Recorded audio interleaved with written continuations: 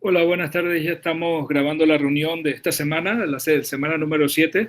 Iniciamos pues con la discusión del tema de esta semana, que es la parte inicial de la evaluación del crecimiento y desarrollo del lactante, y pueden también hacer preguntas sobre la asignación de esta semana, que es el cuadro sobre las actividades del médico y las vacunas en el menor de 2 años, en el lactante.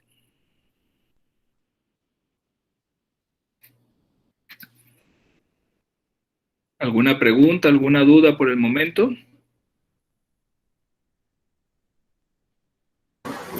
Buenas tardes, doctor. Yo Hola, tengo una Yelena. duda. En la parte de la clase que usted dice que el desarrollo de la conducta del bebé inicia en el útero, Ajá. ¿a qué exactamente se refiere eso? ¿Cómo esto sucede? Conductas motoras. No son conductas, no es conducta de que el niño se porte bien o se porte mal. Son conductas motoras, pero conductas que pueden aprenderse y que pueden regularse, como el ejemplo que les ponía de la respuesta al sonido, la respuesta a la música, con que les compartí el video ahí de la música colocada con una bocina, un dispositivo intravaginal que hace que la música le llegue mejor, y cómo se pueden ver a través del ultrasonido las respuestas. También hay estudios con diferentes tipos de respuestas a la luz, y ahora los ultrasonidos 4D que han permitido establecer los comportamientos fetales, es decir, el niño tiene sueño profundo, sueño ligero, alerta y alerta tranquilo y alerta activa. Esas son cosas que antes uno no tenía conocimiento de eso, porque no había forma de observar al feto con tanto detenimiento y con tanto detalle como lo permite hacer hoy en día los ultrasonidos de alta resolución que tenemos disponibles, que es más que todo los hacen los obstetras y nos dan esa información. Pero con base en esos ultrasonidos se han podido describir estos modos de comportamiento fetal. Cuando hablamos de conducta o comportamiento, es de eso, son conductas motoras, conductas de respuesta reactiva a determinados estímulos del ambiente. A lo que nos lleva a eso, y por qué eso es importante entenderlo, porque sabemos hoy en día, más que nunca, con estas evidencias que tenemos, que el feto desde temprana edad es bastante susceptible no solamente a cuestiones endógenas, sino también incluso a estímulos exógenos. Así que el ruido excesivo, toda una serie de factores pueden afectar tanto positivamente como negativamente al feto. Fíjense cómo hablan ahí en el video que les compartí de la estimulación con música, de lo importante que sería eso para desarrollar ciertas áreas del cerebro, y estamos de acuerdo, la estimulación temprana es muy importante en ese sentido. Entonces imagínense cuando podemos estimular incluso antes de que el niño nazca, estaríamos hablando de estimulación prenatal. Esos son conocimientos muy recientes, son cosas que estamos aprendiendo ahora, porque ya les digo, nos da mucha información el ultrasonido obstétrico con los últimos equipos de alta definición que permiten incluso ver la respuesta que tiene el niño a determinados estímulos, ¿no? Entonces, eso por la parte que uno puede medir acá. Hay otras cosas que creo que se las mencioné en la clase, que el útero es permeable a toda una serie de situaciones. Por ejemplo, cuando la mamá está estresada, cuando la mamá está triste, cuando la mamá está muy preocupada, sus hormonas de respuesta al estrés van a estar elevadas, cortisol, hormona adrenocorticotrópica, va a haber toda una serie de cambios. Y hoy en día sabemos que esos cambios afectan al bebé, afectan a su cerebro en formación, afectan el equilibrio entre neurotransmisores. Entonces, ¿hasta qué punto estaremos transmitiendo al bebé, al feto intraútero, ansiedad, tendencia a la depresión, falta de respuesta, de capacidad de respuesta a problemas, y toda una serie de cosas, simple y sencillamente por el estado en el que se encuentra la mamá? Piensen en una mamá pobre que vive en pobreza extrema, que no tiene asegurada ni siquiera su alimentación, que a lo mejor su pareja la abandonó o le pega, es víctima de violencia. ¿Cómo está el ambiente interno de esa mamá desde el punto de vista de ansiedad, estrés? Merfín quiere entrar, pero está entrando con el correo que no es, por eso no lo deja, tienes que entrar con el correo institucional. Que está sometida a una serie, a estrés, a depresión y todo. ¿Cómo? Y encima ella puede ser que esté desnutrida, que esté anémica. ¿Cómo estará ese feto? ¿Cómo estará evolucionando? ¿Ustedes creen que esa evolución será la mejor, el desarrollo de ese sistema nervioso central y todo será el mejor? Entonces a eso me refiero yo cuando les digo que el útero materno es permeable a toda una serie de estímulos, no solamente biológicos e internos de la mamá, sino es permeable a toda una serie de estímulos que tienen que ver con los determinantes sociales y económicos en los que se desenvuelve esa mamá embarazada y que puede tener un resultado positivo cuando esa estimulación es positiva, pero negativo también cuando esa estimulación es negativa. Entonces, la idea de esta clase y de estos comentarios es sensibilizarlos a ustedes.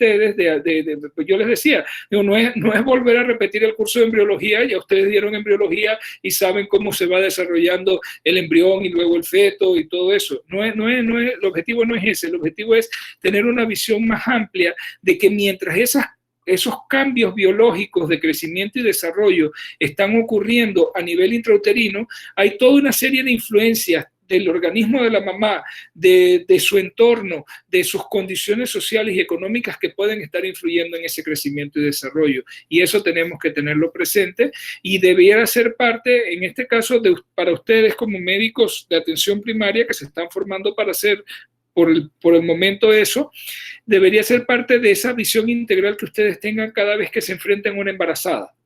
Recordar que no solamente es la embarazada, sino quién viene ahí en ese útero y cómo se está desarrollando y qué oportunidades le estamos dando y tenemos que velar porque lo que le entreguemos a ese feto que todavía está en gestación sea lo mejor posible. Entonces esa es la visión que quiero que tengan, que el crecimiento y desarrollo no empieza cuando el niño nace, que el crecimiento y desarrollo empieza desde el momento en que el espermatozoide se une al óvulo y comienza ese proceso de replicación celular rápida, y desde ahí ya es susceptible a toda una serie de influencias, tanto positivas como negativas. Entonces eso es clave tenerlo presente como parte del crecimiento y desarrollo.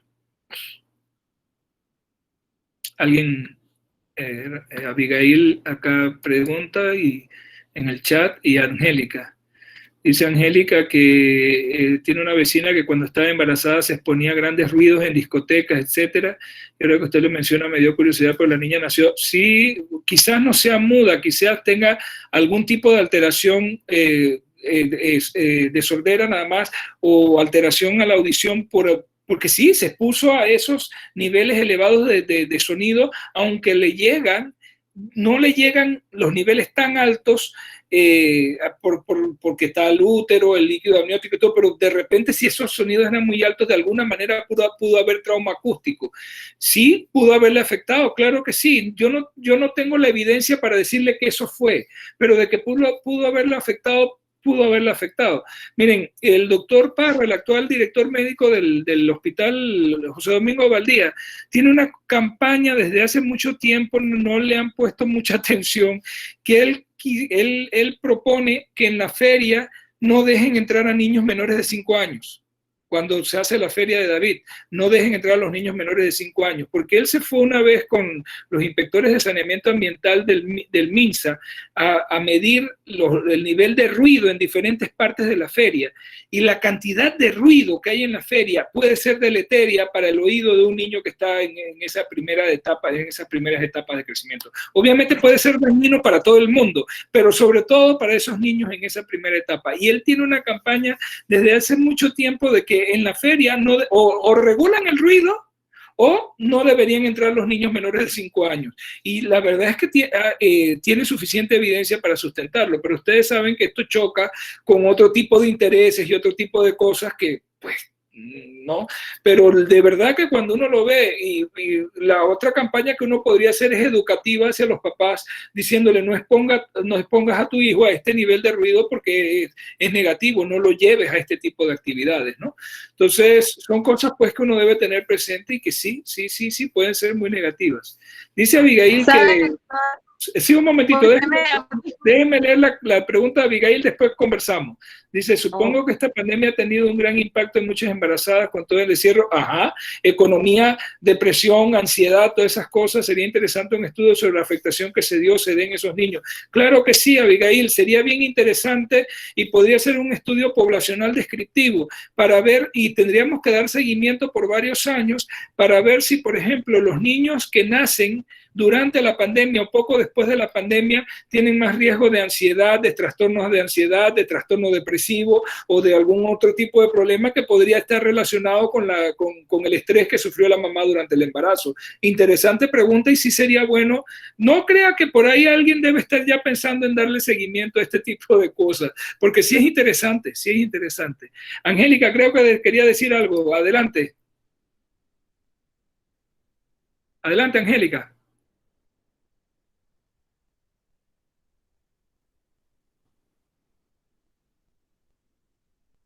Se fue del aire, Angélica.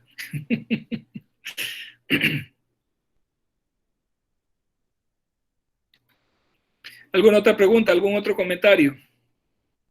Sí, doctor, buenas tardes. Hola, Angélica. Lo que pasa es que sí, yo había escuchado eso del doctor de lo de los sonidos. Ya a mí me lo habían comentado antes. Sí. Porque lo que pasa es que, mire, parece mentira. Es importante que pues a los niños al inicio, durante la gestación y esto, le coloquen música, por ejemplo, es que música clásica, lo sé, porque yo tenía 9 años, 10 años, cuando mi mamá está embarazada de mi hermanita, y yo iba al ginecólogo con ella y toda la cosa, y las terapias y todo, yo me la aprendí ahí, porque ella estaba pues en etapa de gestación. ¿Qué sucede?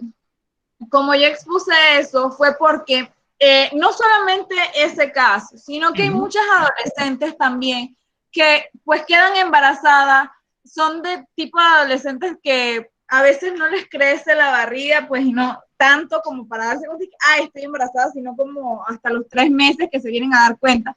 Y ya durante ese lapso de tiempo se han expuesto a diferentes situaciones, tipo al humo de cigarrillo, a licor, a bulla. A drogas. Entonces, todos estos factores van a revocar en ese bebé que está en crecimiento. Por supuesto. Entonces, siento yo, no sé si es así, no lo he estudiado tampoco, pero yo pienso que conforme sea la actividad de la madre en gestación, así mismo puede ser la vida pues la vida psicológica, mental y todo esto que lleve ese niño al crecer, porque siento que si uno se expone a un estrés, ese niño pues puede que tenga ese estrés a futuro, no sé. Claro que sí le puede afectar y recuerden el artículo que les compartí del doctor Cedeño con respecto al maltrato y los daños estructurales que puede haber en el cerebro y la tendencia a depresión, a conducta suicida y a otro tipo de cosas más adelante. El doctor se refiere al maltrato en un niño ya nacido y miren los daños que puede ocasionar. Ahora imaginen el estar sometido a estrés continuo, estrés tóxico desde antes de nacer. Todavía el daño puede ser mucho peor. Lo que pasa es que es muy difícil estudiar esos factores, pero de hecho de que tienen impacto, tienen impacto. Por eso les decía, mire que se los digo, el útero materno es permeable a toda una serie de estímulos y de daños también que pueden venir de afuera.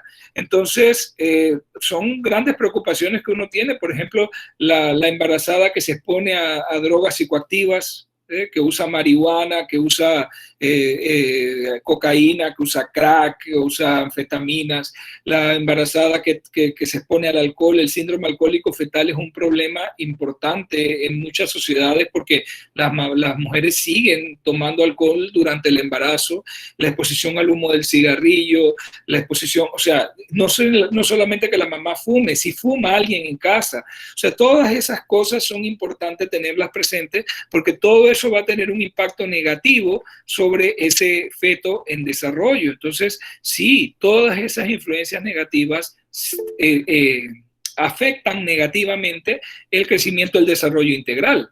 Entonces, comienzan a darse cuenta del porqué de la importancia de la puericultura preconcepcional que yo les decía la vez pasada.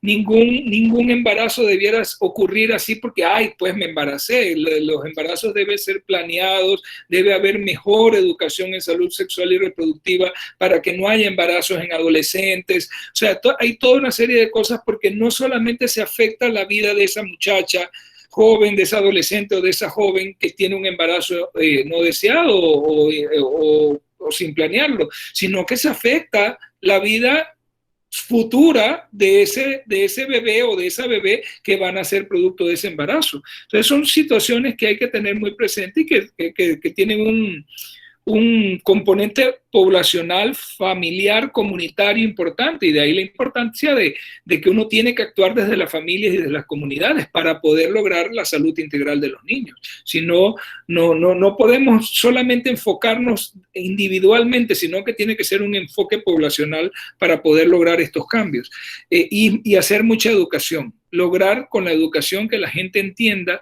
los daños que se le puede hacer a un niño desde la etapa prenatal. Es bien importante tener eso presente. Permiso, doctor. Sí, adelante, Maxi. Sí, bueno, algo que a mí me llama mucho la atención es de eso que usted dice acerca de la educación, ¿verdad?, a los padres preconcepcional. Y bueno, es un poco, pues, yo pienso que es lastimoso, ¿verdad?, hasta cierto punto, que usualmente los embarazos aquí no son planeados, casi, o en la mayoría de los casos, ¿no? Entonces pienso que debería hacerse, o yo nunca he visto una campaña para instruir a la población y decirle, mira los beneficios que tiene que vayas a control antes de que salgas embarazada. Porque a veces hasta las personas que están buscando tener un bebé, ¿verdad?, que ya lo han planeado, no se acercan a un médico para decir, mire, ¿cómo me puedo estar alimentando? Y algo que me llamó mucho la atención en la clase con la doctora Gidalti era, bueno, todo el énfasis que ustedes han hecho en que las primeras semanas de vida, incluso los primeros meses, el niño tenga, ¿verdad?, ese primero, la leche materna sea como la fuente de alimento, así sea, ella nos decía, la mamá no necesita tener el montón, la cantidad, ¿verdad?, de leche que la gente dice, sino ese calostro, lo mínimo es suficiente para el niño. Entonces, pienso que estamos como empezando a educar a las mamás, porque yo me acuerdo que en el segundo embarazo de mi mamá, pues ella decía, yo casi no produzco, y ahora que yo escucho esto, yo les decía, oye, ojalá en ese momento alguien te hubiera instruido y te hubiera dicho, mira, es que hay hasta una posición, cómo tú puedes acomodar al niño para que él pueda no lastimarte, porque hay muchas madres que me imagino que son primerizas y por el hecho de que duela o algo por el estilo, pues quizás dejen de hacerlo, ¿no? Y también, pues quizás porque no se les ha instruido en los beneficios tan grandes que tiene a largo plazo, ¿no? Entonces pienso que es una cuestión también, no solo del personal de salud, sino de todo el equipo de salud y de las comunidades. Exacto, de las comunidades, de pues instruirle a esas mamás y decirles, mira el beneficio que tiene que vayas a una consulta antes para que te orienten con respecto a todo esto, ¿no? Así mismo es, Anaxi. Rose dice algo así por la misma línea acá, dice, es importante que las madres aprendan bien la técnica de amamantar, muchas no quieren amamantar porque el bebé las lastima, eso cuando el bebé lastima, el pezón lastima, es porque la posición no es adecuada, la técnica no es adecuada, eso se corrige, es bastante sencillo de corregir. Algunas sufren hasta fisuras en el pezón, sí, sangrantes a veces, por colocar al bebé en una posición incorrecta como vimos en el video. Exactamente, sí, así mismo es. Entonces, son situaciones que son fáciles de aprender, no son difíciles, pero ¿Qué pasa, Anaxi y Rose? Muchas veces el propio personal de salud no ha recibido esta capacitación, no sabe esto que nosotros estamos conversando, porque no se le da la importancia necesaria a esto. Porque tenemos una educación y un sistema, como se los he dicho desde el principio, enfocado en el asistencialismo, en curar enfermos. Esto no se trata, si se dan cuenta, esto no se trata de curar enfermos, esto se trata de prevenir enfermedad. Es decir, orientar a las familias, a las comunidades, enseñar, decirles qué es importante, qué no es importante y de qué cosas se deben proteger y de qué cosas no es necesario que se protejan. Todas esas cosas son sencillas, entre comillas, pero si no lo hacemos, no vamos a lograr cambiar volvemos nuevamente a la metodología comunitaria, cambiar prácticas poco saludables por prácticas más saludables. Eso requiere necesariamente una intervención con las comunidades y educar. Y no lo podemos hacer solos como personal de salud, tenemos que conseguir aliados dentro de la comunidad. Ya con estas intervenciones que ustedes están haciendo se me están adelantando un poquito a la clase de lactancia materna y de alimentación en el primer año. Eso es clave para la alimentación, para lograr el éxito de la lactancia materna. Tiene que haber grupos de apoyo dentro de las comunidades, porque ninguna mamá va a poder sola. Sobre todo, como usted dice, Anaxi, son las primerizas, tienen muchas dudas. Entonces, no hay manera que usted viendo pueda saber, le di suficiente leche al bebé, se quedó con hambre, yo estaré produciendo lo suficiente, y la mamá queda con un montón de dudas. Si no viene otra mamá que ya tiene a veces 1 o 2 bebés que pasó por la experiencia de amamantar y decirle, no te preocupes, las señales de que el bebé va a estar bien es cuando tú lo llevas al pediatra, te lo pesan, te lo miden y tú vas a ver que tu bebé está creciendo y ahí te vas a dar cuenta que tu bebé se está alimentando bien. Por ahora tú sigue, concéntrate en esto, descansa, tienes que hacer esto y lo otro, mira que estás teniendo una posición inadecuada, se te cansa la espalda porque te estás haciéndole así al bebé, eso no debe ser, tienes que colocarte bien acá. Eso los médicos, las enfermeras y todo, podemos dar algunas recomendaciones, pero a veces el tiempo que tenemos es muy pequeño. Pero si hubiese grupos de apoyo en las comunidades de mamás que ya han lactado y que le dieran apoyo a otras mamás que lo necesitan, créanme que eso crearía todo un ambiente pro lactancia materna que ayudaría muchísimo. Y junto con apoyar la lactancia materna, se les podría empoderar a esas mamás de grupos de apoyo para que hablaran de otras cosas importantes del cuidado de los bebés y de la estimulación de los bebés, y ayudaría tremendamente a mejorar el pronóstico y la evolución, el crecimiento y desarrollo integral de los bebés. Pero sí, nos hace falta mucho, porque necesitamos personal que conozca de esto. Por eso yo hago énfasis en que conversemos estos temas, les doy estos temas, porque yo podría dar una pediatría enfocada en cuáles son las enfermedades, las anomalías del crecimiento y el desarrollo, un montón de síndromes y un montón de cosas, y convertirlos ustedes como en mini pediatras para que supieran un montón de patologías y un montón de cosas, pero se estarían perdiendo de este material, de este conocimiento que es más de la atención primaria, que va enfocado es en la prevención, en actuar antes, en evitar que el niño nazca con problemas, en mejorar el crecimiento y desarrollo integral del niño. Entonces, si hay algo que es básico en la atención primaria de salud, es eso, el componente de promoción, educación, prevención y lograr cambios en las prácticas comunitarias y familiares por prácticas más saludables para que haya mejor salud. Diana dice, me parece interesante lo que es la dependencia del niño a la madre y que la separación de ese lazo sea todo un proceso y cómo las madres que son muy sobreprotectoras alargan esta separación. Exactamente. Esto lo que hace es ampliar un poquito lo que habíamos hablado, ¿se acuerdan? Los aspectos generales de crecimiento y desarrollo. Yo les hablaba de los estilos de crianza. En esa parte del capítulo donde habla, en la lectura, donde habla del estilo de crianza y cómo la mamá sobreprotectora me coarta el desarrollo de la independencia del niño, y eso va a tener después repercusiones tremendas a futuro. Pero también hay otros aspectos, por ejemplo, el de la mamá, que es como que rechaza, no rechaza directamente, sino como que siente que no puede con el niño, que desde el embarazo comienza a tener cierta reticencia y ciertas cuestiones. Eso también tiene un impacto negativo tremendo en el crecimiento y desarrollo posterior. Entonces hay toda una serie de factores de antes del parto, de durante el parto, de después del parto, del crecimiento y desarrollo en los primeros meses, en los primeros 1000 días, que van a tener un impacto a corto, a mediano, a largo y a muy largo plazo en la vida de ese niño o de esa niña. Entonces, son situaciones interesantes, pues, que yo lo que quiero es llamarles la atención y darles material, darles conocimiento para que ustedes queden con esa inquietud y sigan, cuando ya sean médicos, tengan esa visión integral de que al niño hay que cuidarlo incluso antes de que sea concebido. Entonces, eso es sumamente importante, ¿no? Entonces, yo creo que la sensibilización está dando resultados, porque los veo que están muy enfocados a ese tipo de situaciones, ¿no? ¿Alguna otra pregunta, algún otro comentario, alguna otra inquietud? Les voy a explicar por qué les puse las tareas que les puse. Miren, parece como repetitivo. Si ya tienen el cuadro y en la segunda página están las funciones que tienen que hacer el médico y la enfermera y todo.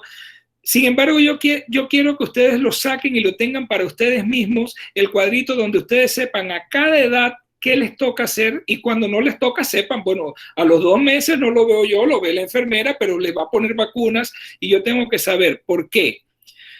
Porque cuando ustedes se enfrenten en la consulta a un niño de 4 meses y vean la libreta del niño y la niña, ustedes tienen que saber a ese niño ya qué debe habérsele hecho. ¿Ve? Ya lo deben haber visto el médico a los 3 días, a los 7 días, a los 15 días, al mes, ya lo debe haber visto la enfermera a los 2 meses, ya lo debe haber vacunado, ya lo debe haber visto el médico y si yo lo estoy viendo a los 3 meses, entonces yo lo voy a ver a los 3 meses. ¿Y qué tengo que hacerle yo a los 3 meses? ¿Por qué les digo esto y por qué es tan interesante? Porque les va a pasar, les llega un niño al centro de salud, un niño de 9 meses con un cuadrito catarral, y usted toma la tarjeta de vacuna. O sea, lo que he visto, les voy a decir lo que les voy a decir sin mencionar dónde, ni cuándo, ni quién, pero para que ustedes vean las cosas que pasan, con colegas de medicina general, incluso con algunas pediatras. El niño viene con el cuadro catarral, ni siquiera le revisan la tarjeta de vacuna. Le ven el catarrito, lo clasifican, le dan el manejo del catarrito y el niño se va. Si se hubieran tomado el trabajo de ver la tarjeta de vacuna, se hubieran dado cuenta que la última vacuna que se le puso a ese niño fue la de los 4 meses, no vino a los 6. Por lo tanto, tampoco se le hizo el crecimiento y desarrollo de los 6 meses y tampoco se le hizo el de 8, que también es del médico.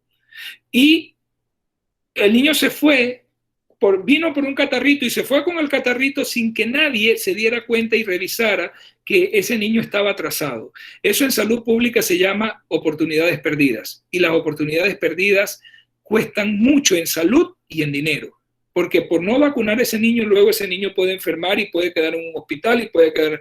Entonces, la única manera de que ustedes puedan hacer una buena evaluación de la tarjeta, de la libreta del niño y la niña y ver si le hace falta algo es que ustedes conozcan esto al dedillo.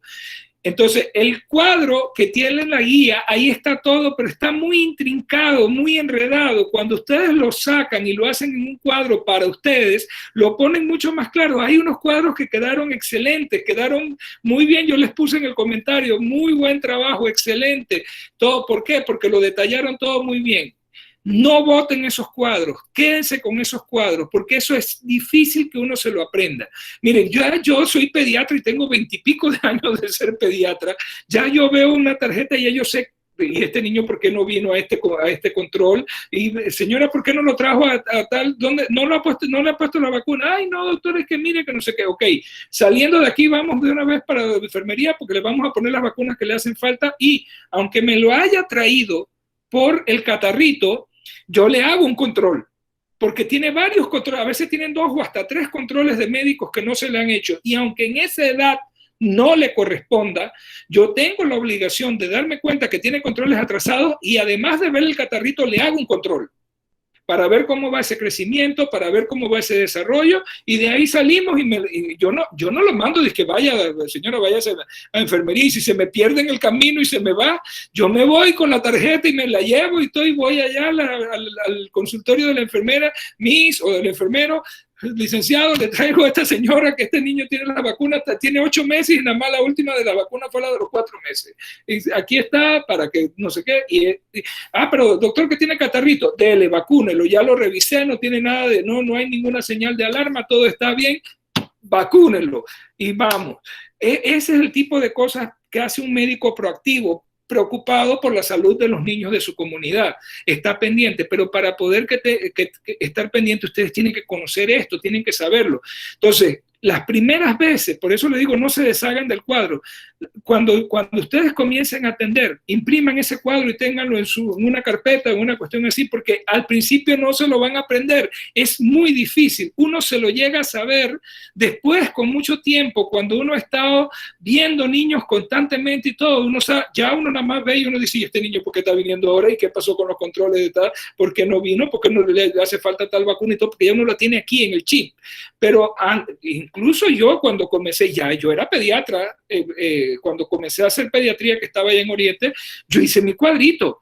Yo tenía mi cuadrito en una carpeta en el escritorio, y cuando venía algo y yo no estaba seguro, yo inmediatamente veía mi cuadrito, ¿no? Y ahí me daba cuenta que este niño le hace falta tal cosa, no ha ido a tal, no se ha hecho esto, no se ha hecho lo otro, y yo entonces actuaba en ese momento. Esa es la importancia de tener ese cuadro, que ustedes tengan algo visual, rápido, donde ustedes puedan verificar si un niño está cumpliendo con todo lo que debe cumplir o no debe cumplir. No importa que al niño se lo traigan por morbilidad. Si tiene pendiente un control, háganle el control.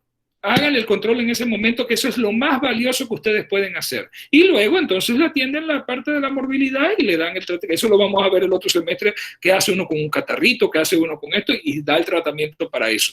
Pero mientras tanto, ya usted ganó bastante porque le hizo el control que ese niño tenía pendiente y que no se lo habían hecho por X o Y razón.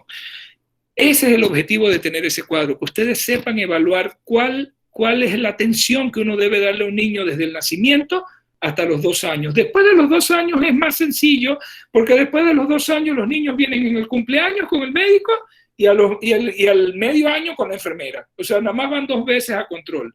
Cuando cumplen años es con el médico, y cuando cumplen el medio año es con la enfermera. Y ahí pues se ponen las vacunas, lo que sea necesario y todo. Pero en los 2 primeros años ustedes ven que la densidad, la intensidad del control es mucho más, o sea, son mucho más controles, se va haciendo más laxo a medida que va pasando el tiempo. Al principio están más concentrados los controles, pero es importante saber qué tengo que hacer con el niño, en qué momento, y tengo que tener claro qué debo hacer yo como médico. Por eso les he insistido a varios, porque me pusieron todas las actividades ahí. Digo, céntrense en las actividades que tienen que hacer ustedes como médicos. En la segunda página del que les saqué de la guía del cuadro, y la otra, ahí dice con exactitud qué tengo que hacer yo como médico, qué me corresponde, cuáles son las actividades que son responsabilidad del médico y cuáles son las actividades que son responsabilidad de otro profesional. Ustedes céntrense en saber cuáles son las que son responsabilidad de ustedes,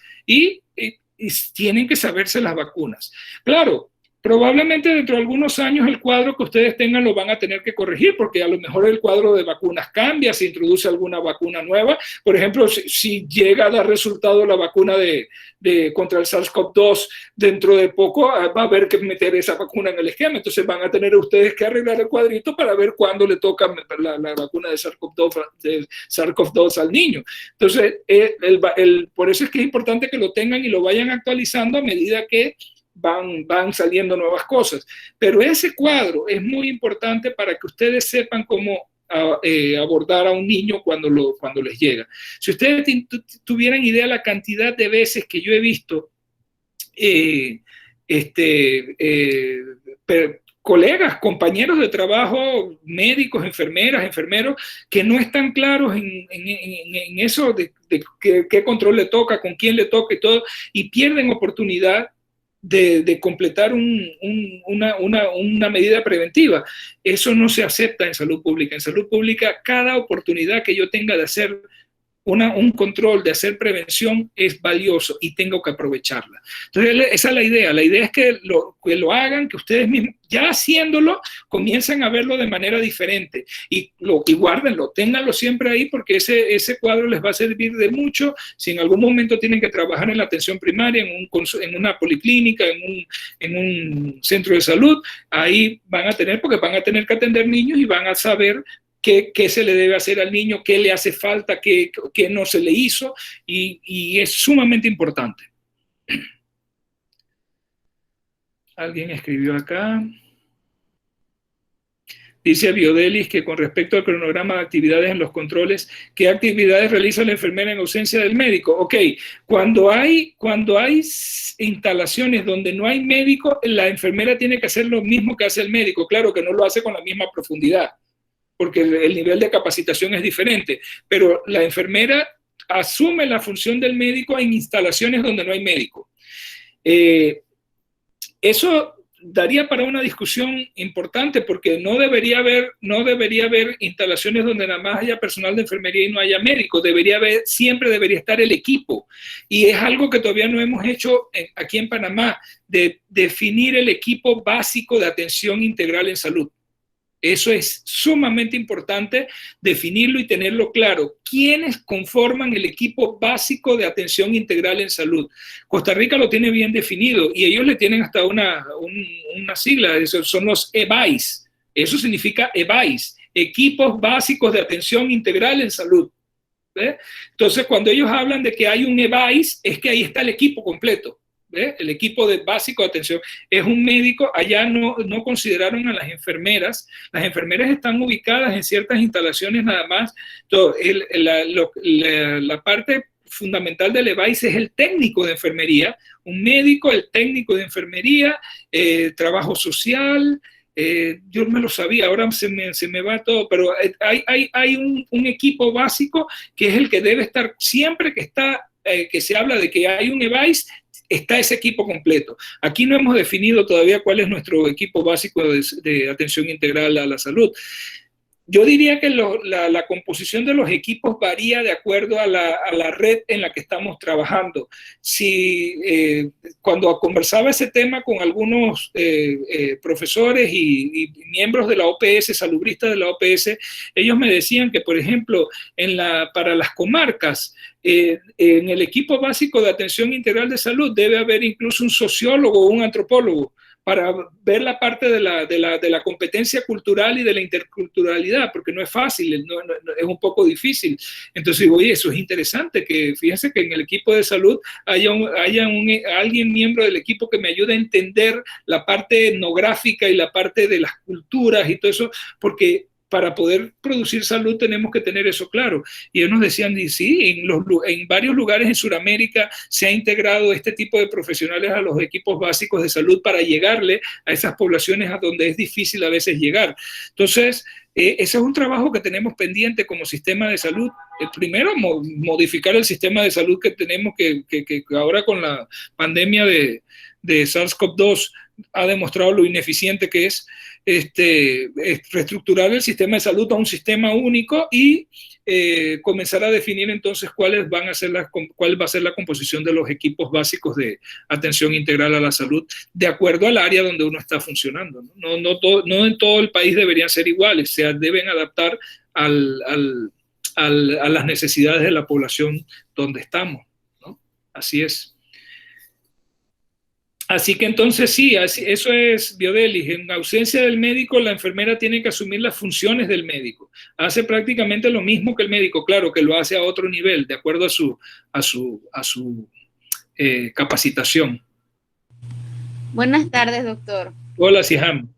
En las diapositivas de la clase decía, ¿sí? Que el útero es permeable, ¿no? Exacto. Así como a influencias, digamos, malas, como el tabaquismo y todo eso que usted mencionó, también por ahí mencionó de que también a la manera en que los papás crean como ese vínculo con el bebé, ¿no? O sea, las cosas buenas, pues. Así es. Entonces, mi pregunta, yo como hace 2 años vi un video por ahí en redes sociales, Y no sé si algún día usted lo ha visto, yo creo que esa gente es tica, porque su acento, digo yo, pues que son ticos, de un papá que aquí lo tengo, yo no sé si se verá si prendo la cámara, pero... Déjeme ver si yo le puedo, si usted puede presentar. Pero Ya no, le digo. no sé si lo ven aquí, no sé. Si usted, a ver, déjeme ver, sí, usted puede compartir pantalla. Ok, voy a buscarlo. Yo no Ajá, sé realmente. Ponga presentar ahora y ahí le va a salir compartir pantalla. Bueno, lo que les decía era que, digo, yo vi los comentarios de ese video y hay gente que dice que sí, que no ven que como la mamá está moviendo la panza ella misma, pero bueno, yo no sé, queda en tela de duda, pero mi pregunta es, ¿qué tan permeable en serio puede ser un útero a situaciones de amorosa, digamos, del papá y de la mamá, para que el bebé responda de esa manera? Ya lo voy a ver si lo pongo. Sí, lo puede poner, exacto.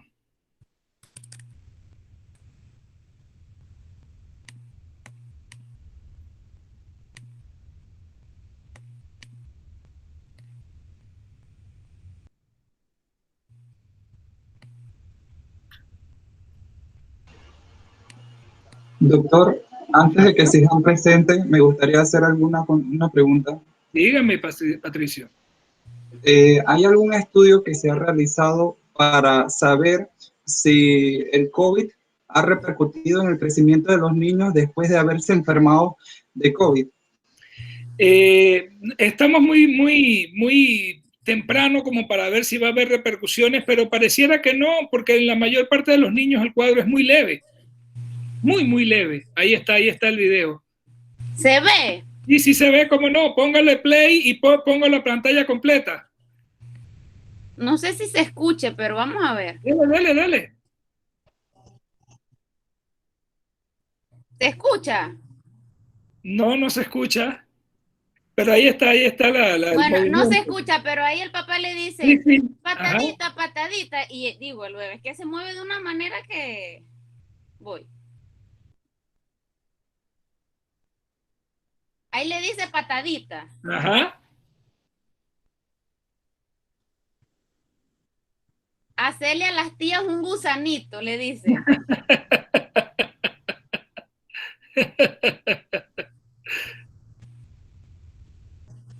Quiere que llame el tío Eduardo, entonces él como que se retrae. Ajá. Como que le tienen, no sé, como miedo al tío Eduardo. Yo lo que pienso es que él ya se ha dado cuenta que el niño responde a su voz y responde de diferente manera. Entonces él la acomoda para que el niño pareciera que estuviera respondiendo a algún tipo de orden y no simplemente son respuestas que ya él sabe que el bebé hace, el feto hace cuando él le habla. El feto puede responder a la voz de papá. De hecho, algo que es importante decirle, por eso yo les decía lo importante del apego ese, no solamente con mamá, sino con papá. Cuando papá le habla al feto a través del útero y el feto se acostumbra al tono de voz de papá y lo distingue, cuando nace no solamente se calma con mamá, también se calma con papá. Inmediatamente escucha la voz de papá, uno nota cómo se calma. Y hay estudios donde muestran cómo se sabe que se calma. La frecuencia cardíaca se estabiliza, baja, el ritmo respiratorio también se estabiliza. O sea, el niño se desestresa en el momento en que escucha la voz de papá, tanto como cuando escucha la voz de mamá. Con la voz de mamá no hay problema porque él está escuchando constantemente, cada vez que mamá habla, él escucha la voz de mamá. El latido del corazón de mamá calma al bebé porque eso él lo estaba escuchando desde que comenzó a escucha el latido del corazón de mamá. Pero si se acostumbra a escuchar la voz de papá cuando nace, cada vez que escucha la voz de papá, va a reaccionar, sí. Va a reaccionar de manera positiva. Entonces, todo eso es apego, todo eso es estimulación temprana y ayuda muchísimo. Y no crean, no solamente es bueno para el bebé, es bueno para papá también, porque lo involucra en el cuidado del bebé. Miren, siempre se ha hablado de que el machismo, que es malo para la mamá, para las mujeres, porque, y es cierto, no es que sea mentira, pero el machismo también le hace mucho daño al varón. Al varón siempre se le ha excluido del cuidado de sus hijos. Al varón en ciertas culturas muy machistas incluso casi que le tienen vedado demostrarle cariño a sus niños, y eso es malo para el hombre también. Entonces, este involucrar al hombre en la crianza desde la etapa prenatal es sumamente importante y es benéfico para la salud mental del hombre también.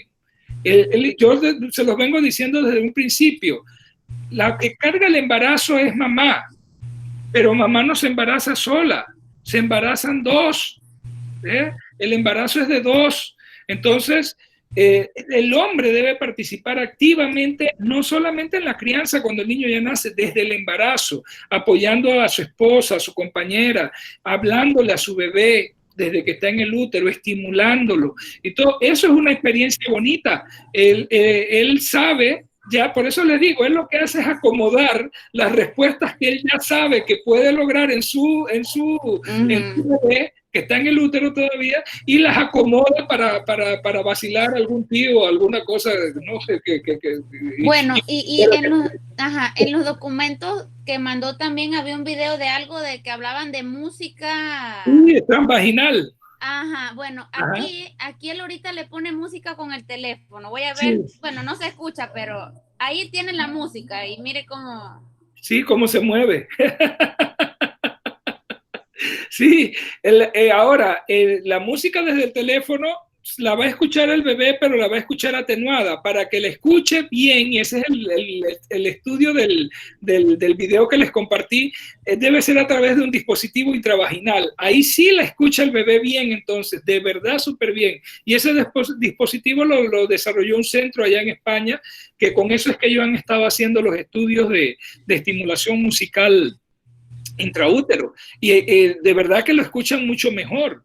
Y tiene un impacto tremendo en el desarrollo cerebral la música a esas edades. Se han hecho muchos estudios, sobre todo con música clásica, pero realmente los ritmos pues pueden tener efectos benéficos, diferentes ritmos. Entonces yo no sé, realmente tendríamos que hacer un estudio muy amplio de ver si solamente es la música clásica o qué tal si la música nuestra acá latina, los ritmos tropicales también son de alguna manera estimulantes y ayudan al desarrollo. No lo sabemos, tendríamos que hacer los estudios para ver de qué manera, y no solamente sea Mozart el que estimula, sino sea Rubén Blades o Juan Luis Guerra también, no sé. Y habría que ver los estudios sobre eso, ¿no? Pero es interesante ver cómo se puede estimular al bebé desde la etapa prenatal. Sí se puede, y es positivo para el bebé. Sí, buenas tardes. Por eso decía que así como es permeable para cosas malas, digamos, como enfermedades y todo eso, es impresionante que, como usted dice, quizás no es que, de verdad que le estaba haciendo caso al papá, pero evidentemente hay una conexión, sí, totalmente. Claro, le responde. ¿No? Sí, le responde al papá, claro que sí. Buenas tardes, doctor. Hola, Lady. Doctor, ahora que usted menciona eso de la música clásica en cuanto al desarrollo, ¿existe estudios donde se demuestre específicamente en qué parte forma parte la música para el desarrollo del cerebro, o es algo en general? Aparentemente todavía no lo podemos afirmar porque, digo, sería muy difícil. Habría que ver las áreas del cerebro que se estimulan con la música en útero, y eso sería demasiado invasivo. Habría que hacer una resonancia magnética funcional y no sabemos hasta qué punto sea seguro eso para el feto, pero de lo que se sabe de la estimulación con música postnatal, se puede inferir que va a ser algo similar en la prenatal. Se estimulan las áreas que tienen que ver con la comunicación, es decir, se estimulan las áreas del lenguaje, el área no el área motora, sino el área comprensiva, el área, ¿se acuerdan que por ejemplo, del habla está Broca, que es el área motora, pero está Wernicke, que es el área sensitiva? Bueno, en el área sensitiva pareciera que tiene mucho que se estimula mucho con la música. Con los ritmos musicales. También tiene que, sobre todo y específicamente en hemisferio derecho, parece que hay se desencadena mucha actividad con la música. Entonces recuerden que el hemisferio derecho tiene que ver con creatividad, con la plástica, con el arte. Entonces, son diferentes áreas, pero sobre todo pareciera estimular el área de comunicación. Y fíjense en el video ese que les compartí, donde el niño parece que quisiera hablar, el feto, es un feto, y parece que quisiera hablar ante el estímulo de la música.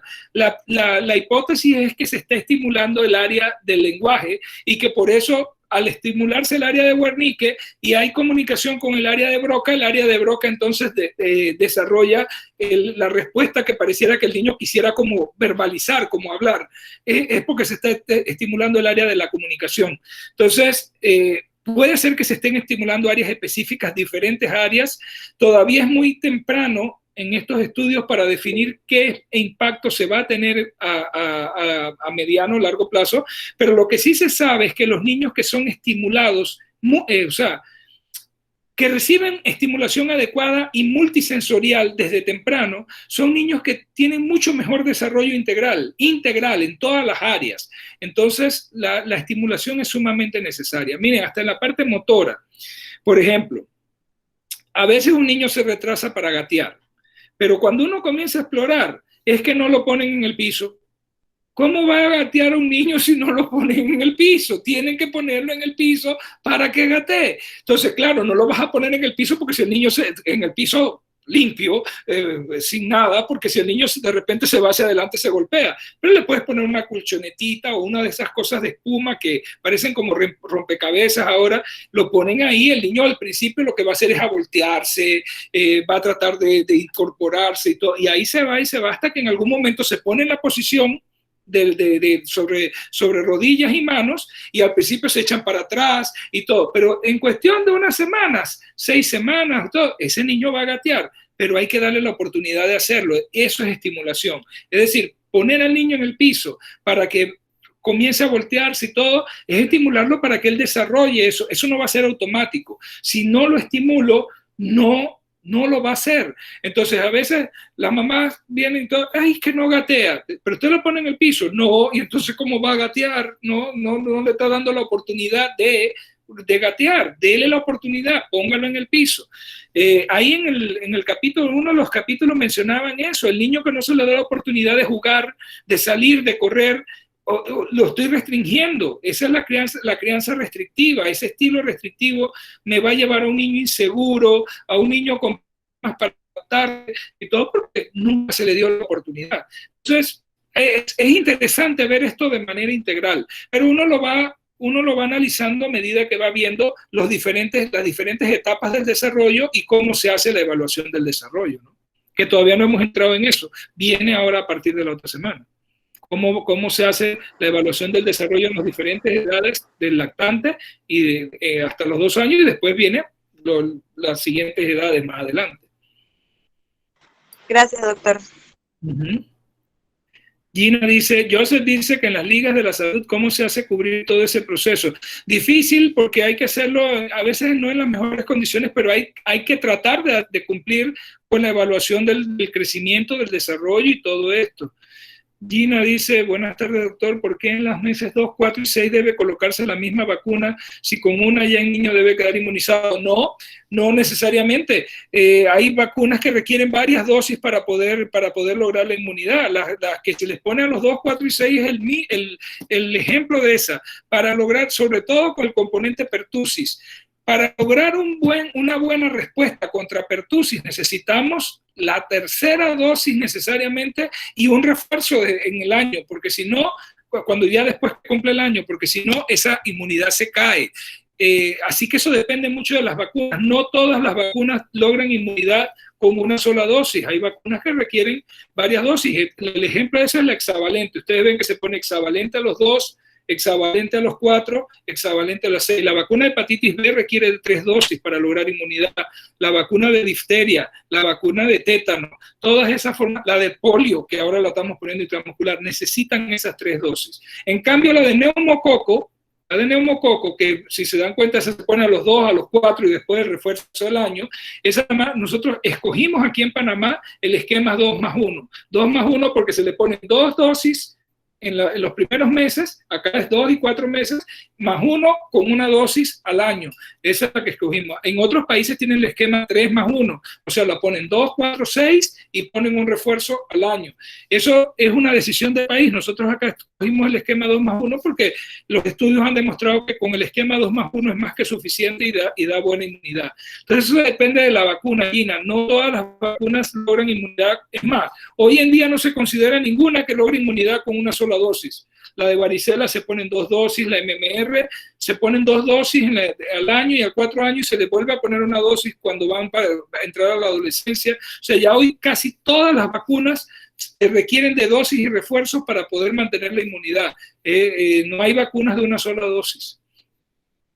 Joanelis dice, buenas tardes, ¿qué opina acerca del ejercicio físico en la embarazada? Necesario, claro que debe ser un ejercicio específico para embarazadas, no puede ser ejercicio de alto impacto y todo, pero ejercicio de estiramiento, de flexión, aeróbicos, la embarazada no es que puede, debe hacerlo. El ejercicio es muy bueno para ella, para su salud integral y para la salud del feto. O sea, ya que culturalmente se ha tratado de omitir actividades físicas en ella, ¿de qué forma puede repercutir el feto en el ejercicio, en el recién nacido? Muy bien, muy bueno. Es muy bueno tanto para la salud de la mamá como para la salud del recién nacido. Tremendamente positivo el ejercicio. Debe ser una parte de la rutina de salud de la embarazada, hacer actividad física, claro, regulada. Ya les digo, ejercicio de estiramiento, de flexión, algo de actividad aeróbica suave. Tampoco es que va a correr 10 kilómetros, ¿no? Pero puede hacer una caminadora y todo ese tipo de ejercicio les va a ayudar tremendamente. Suriani dice que hasta qué trimestre podría hacer ejercicio. Pues depende de la mamá y si tiene algún factor de fondo. Si no tiene problema, todavía en el tercer trimestre podría hacer algunos estiramientos y incluso hay ejercicios que se llaman profilácticos para adaptar, para que en el parto le vaya mejor. Por ejemplo, de estiramiento y de flexión de la espalda y de la pelvis, porque eso recuerden que en el momento ya cuando el bebé va a encajar, la pelvis se dilata, eso requiere cierta preparación. Si la mujer ha hecho ejercicio durante el embarazo, le va a ir mucho mejor. Dice Lilian que ¿qué le pasa? ¿Qué pasa si a un niño por una u otra razón se omite uno de los refuerzos de esta vacuna que se colocan en múltiples ocasiones, pero si se le colocan los demás, ¿tiene algún tipo de repercusión? Sí, porque lo dejamos desprotegido. Pero si usted revisa en el cuadro, en el esquema nacional de vacunas, hay un esquema para niños que se paviaron, para niños que les hace falta dosis. Hay una forma de adaptar entonces, de reajustar el esquema para esos niños que les hacen falta dosis. Ahí está en el esquema nacional, dice para niños ausentes. La enfermera tiene que ajustar entonces el esquema para colocar todas las vacunas y que no se le siga atrasando, porque sí tiene repercusión. La repercusión es que dejamos al niño desprotegido mientras no se le haya puesto la vacuna.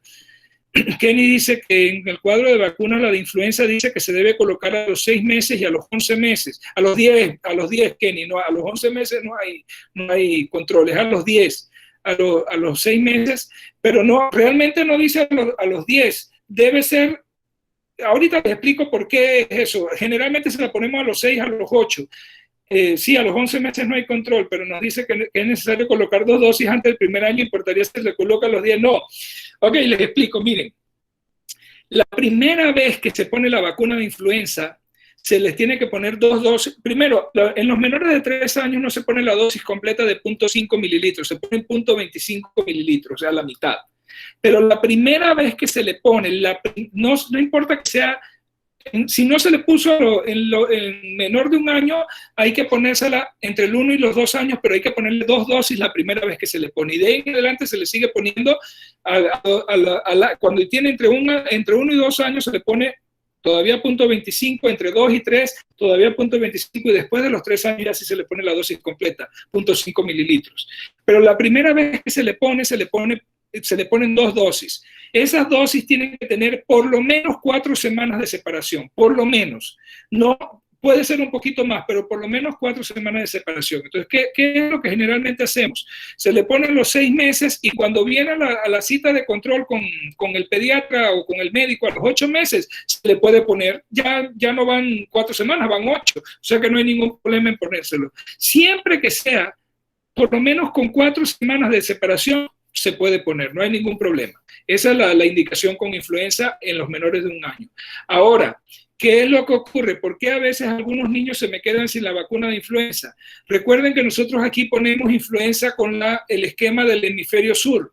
Es decir, usamos la vacuna del hemisferio sur y la ponemos cuando el hemisferio sur está terminando el otoño y comenzando el invierno. Estamos hablando de los meses finales de marzo o comienzos de abril. Aquí en Panamá casi siempre llega en abril la vacuna. Es cuando el hemisferio sur está en otoño. Comenzando en el otoño y pasando al invierno. Entonces, no es marzo, es abril, mayo que se debe poner. Aquí casi siempre llega en abril, llega a tiempo. Entonces, ¿qué pasa cuando un niño nace en marzo, por ejemplo? ¿Cuándo cumple 6 meses? En septiembre. Y cuando cumple 6 meses en septiembre, pero a veces ya se acabó la vacuna de influenza. O sea que ese niño ese año no se le va a poder poner la vacuna, no porque la mamá no lo llevó ni nada, sino porque cuando le correspondía a los 6 meses, ya no se estaba poniendo la vacuna de influenza porque se acabó. Se pone desde abril hasta que se acabe, ¿no? Hasta que se nos acabe las dosis que tengamos. Entonces, ese niño es prioritario vacunarlo el próximo año. El próximo año la vacuna va a llegar en abril y el cumpleaños en marzo. Él se le va a tener que vacunar cuando tiene 1 año y 1 mes, y la segunda dosis ponérsela 1 o 2 meses después, y ya queda completo esa vez. Y de ahí en adelante se le sigue poniendo entonces todos los años. Así que la vacuna de influenza también depende mucho de cuándo haya nacido el niño. Si el niño nació en septiembre, en abril ya va a tener, ¿qué? 7 meses se le puede poner la vacuna. No se le va a poner exactamente a los 6.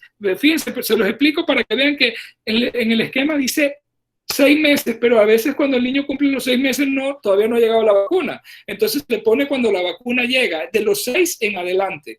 ¿Qué pasa? Ese niño que nació en septiembre, por ejemplo, cuando la vacuna llega, no va a tener 6 meses, va a tener 7 meses. No importa, hay que llevarlo y vacunarlo, porque en ese momento es que llegó la vacuna. Entonces la vacuna de influenza no tanto tiene como una edad específica, sino que hay que adaptarlo a cuando llega la vacuna al país. Y aquí ponemos la del hemisferio sur, que la comenzamos a poner en abril, casi siempre en abril, a finales de abril.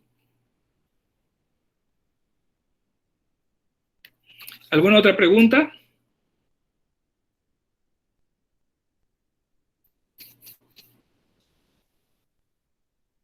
¿Dudas? ¿Comentarios? Bueno, si está claro, quedamos así. Entonces ya está programado el examen para el sábado a las 3 de la tarde. Nada más tienen que entrar a las 3. A veces se demora un poquito, 3 o 1 minuto, debe estar activado, y entonces entran pues para hacer el examen. Ya ese día, a esa hora, se abre el examen. Y está programado para 1 hora y media. Y lo van a terminar antes de 1 hora y media, van a ver si está sencillito. Así que entonces, bueno, cualquier cosa, estamos a la orden, me chatean a través del grupo si tienen alguna duda o algo adicional, y si no, entonces pues nos vemos el próximo jueves. Gracias, doctor. Hasta luego, doctor. Gracias. Hasta luego. Tenga buenas noches. Gracias, doctor. Hasta luego. Hasta luego, doctor.